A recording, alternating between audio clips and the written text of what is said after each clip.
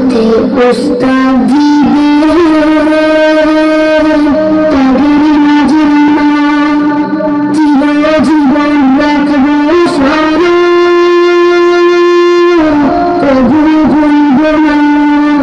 জেনে বুঝে মানে কোরআন হাফিজ হওয়ার পরে বেহেশতে সুপারিশ পাবো আপন জনের তরে জেনে বুঝে মানে কোরআন হাফিজ হওয়ার পরে বেহেশতে সুপারিশ পাবো আপন জনের তরে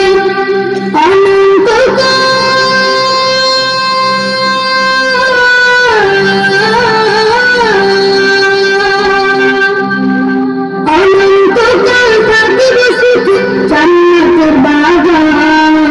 যাদের বুকের